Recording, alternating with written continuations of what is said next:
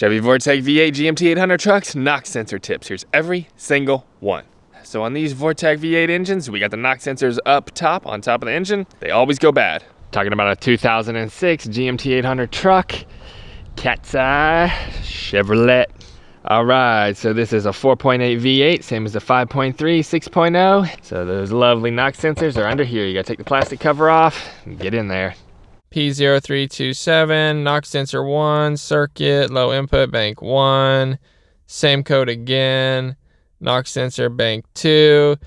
So it looks like the knock sensors are bad, or something happened when I pressure washed it. It got corroded, it damaged the sensor, something. So we need to go up to the engine and find this harness, and let's diagnose it back down and see if we can trace it back down to see what the problem is. So if you get lucky, you got the code. It'll tell you the knock sensors. It'll tell you which one. If you're not so lucky, you just gotta have reduced power on the dash, and you gotta get in there and figure it out. Test these first. All right, so there's the plug right there, that blue plug. I'm gonna unplug it and hook it up to a multimeter and see if these things are working. All right, so basically I got the positive lead on one of the wires.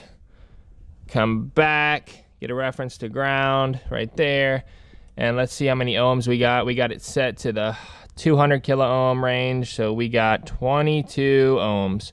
It's supposed to be 99 ohms to 100 ohms. And here's the other one, and that one's even worse. It's 9 ohms. So these are bad.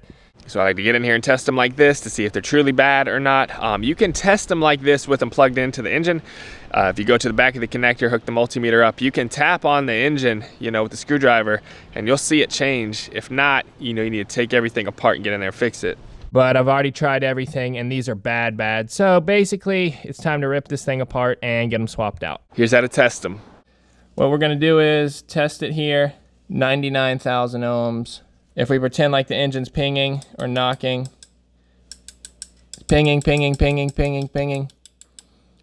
You can see the ohms climb up, and then they come back down. So it's pinging, and then the engine adjusts, the fuel accordingly so it doesn't destroy itself. And it limits the power. So that's our problem. I got new ones. Let's go ahead and get these things swapped out. So when these sensors go bad, you'll see reduced engine power. If y'all see reduced engine power, the knock sensors are the #1 culprit for this. It reduces the engine power because it thinks the engine's knocking, so it stops it from damaging itself. Gives it less power. All right, so when you do this, make sure you blast everything out with compressed air and vacuum it out, because there's little valleys down in here. There's acorns and all kinds of stuff down in these little valleys, and they'll fall right in the engine when we take everything apart. So that's a good tip. If you don't blast it out, you're gonna be sorry. So I already cleaned everything out, blasted everything out with air, so we should be good. Let's take this intake off, get in here, and do what we need to do.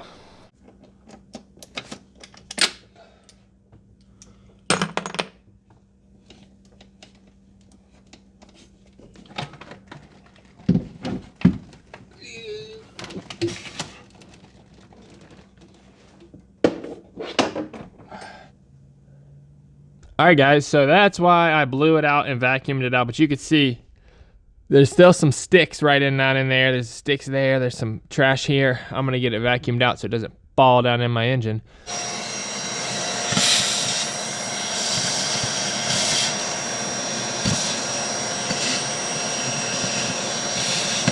So it's not bad to get that intake off of there. Once you get it off, you lift it up, it's gonna drip gas everywhere. If you see red gaskets in here, they're defective. They were on the earliest model Vortec engines. Green gaskets are okay. They are upgrade from the red. I prefer the metal ones. The Felpro metal and rubber ones are the best. They seal the best. I get in there and I swap them out. All right, so let's go ahead and check it out. Delphi, see what's going on in here. Okay, so that's not too bad. It's got a little bit of water in here. You can see that wire's not looking too good right there. So I don't really see anything here, but it's definitely bad. Let's check the back one out, see what we got up in here. What? Oh my gosh. Look at all that rust. And there's mold in there too. Dude, this has been going on for years. And that wire's not good either. This must have been going on for years, and the pressure washer just pushed it over the edge, I guess. That's That's crazy. That is disgusting. So I'm gonna pull these connectors off and tape this thing up so nothing falls down the engine, and then we'll get it cleaned up and see what the deal is. All right, boys and girls, I found the problem. You can see the back one is got a ton of water in there, so when I pressure washed it, I guess it filled up, and it's got about 1.5 inches of water in there. Not cool. So that sensor's toast because it's all soaked on the inside now. This front one's dry. Got some PB Blaster in there. It's gonna soak overnight.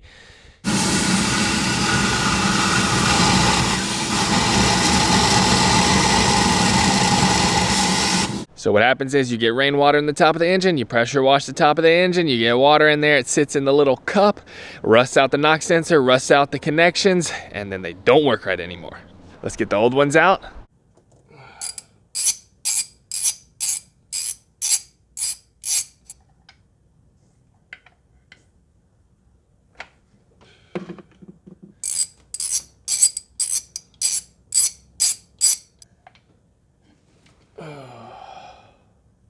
All right, so check them out. Here's the old ones.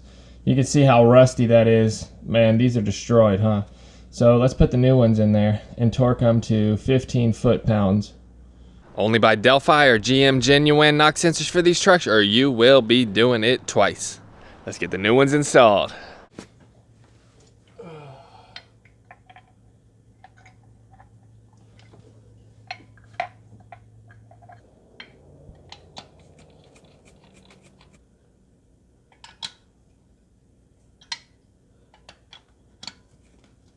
So another really important tip when working on these is tighten them to the torque spec.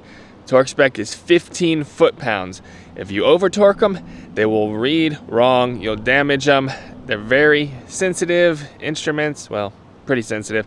So you got to get in there, torque them properly. You're supposed to get a new wiring harness every time you do this because the wires can be bad. You know, they can get hot, get burnt, get chewed by mice. I've seen that a lot. And they can also get corrosion wicked up in them, so you gotta get new ones. This procedure is recommended by GM. You're supposed to make dams. Some guys silicone the cups up, stick them down in there, and then make a dam. You know, it's up to you. I think the technical proper way is to not seal it up and just make a dam around it so the water runs out, but I like to seal them up and make a dam. So when I get the plastic intake off, I clean it up, get all the gunk up out of there too, get all the carbon up out of there. We want this thing to run perfect from the start. And I clean these intake runners too on the top of the engine. I clean those out on top of the heads.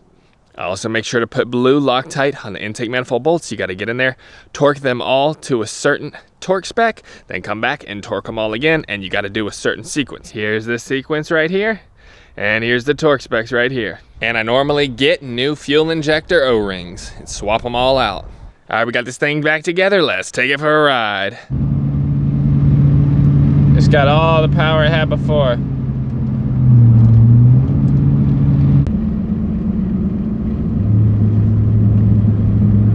Oh yeah. I got all my power back. All right, so that's all the tips, tricks that I know for these knock sensors on these trucks. You know, this will work for 1999 to 2007, Chevy Silverado, GMC Sierra, Chevy Avalanche, you know, Yukon Denali, Tahoes, everything, Suburbans. So this works well. Get them replaced, get them fixed the first time. That way you don't ever have to deal with it again. You'll ever have any problems with these knock sensors on your truck? Let me know down below. Later.